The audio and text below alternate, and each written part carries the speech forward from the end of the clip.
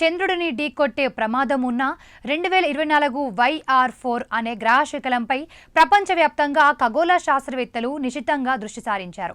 భూమికి నేరుగా ఎలాంటి ముప్పు లేదని నాసా స్పష్టం చేసినప్పటికీ 2032లో చంద్రుడిపై ఈ గ్రహశకలం పడితే భూమిపై తీవ్ర ప్రభావాలు కనిపించే అవకాశం ఉందని పరిశోధకులు హెచ్చరిస్తున్నారు. ఈ గ్రహశకలాన్ని 2024 డిసెంబర్ 27న గుర్తించారు.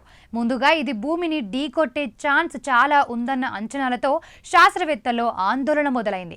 అయితే తరువాత పరిశీలనతో 2032 డిసెంబర్ 22న భూమిని ఢీకొట్టే ప్రమాదం లేదని స్పష్టమైంది.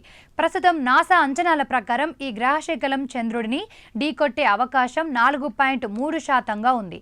ఇక స్పేస్లోనూ పరిశోధకులు సూర్యుడు, గ్రహాలు, భూమి, చంద్రుడి గురుత్వాకర్షణ ప్రభావాలను పరిగణలోకి తీసుకుంటూ దాదాపు 10,000 కంప్యూటర్ సిమ్యులేషన్లు నిర్వహించారు. వాటి ఆధారంగా ఈ గ్రహశకలం చంద్రుడి ఉపరితలంపై సుమారు 3,000 కిలోమీటర్ల విస్తీర్ణంలో టైకో క్రేటర్కు ఉత్తరంగా పడే అవకాశం ఉందని అంచనా వేశారు. ఈ డి సుమారు 6.5 మిలియన్ టన్నుల TNTకి సమానమైన శక్తిని విడుదల చేయగలదని పరిశోధకులు తెలిపారు. ప్రభావ సమయంలో శుక్రగ్రహం వలె ప్రకాశవంతమైన కాంతి ఉత్పత్తి అవుతుందని, అది 200 నుంచి 300 సెకన్ల వరకు కనిపించవచ్చని అంచనా.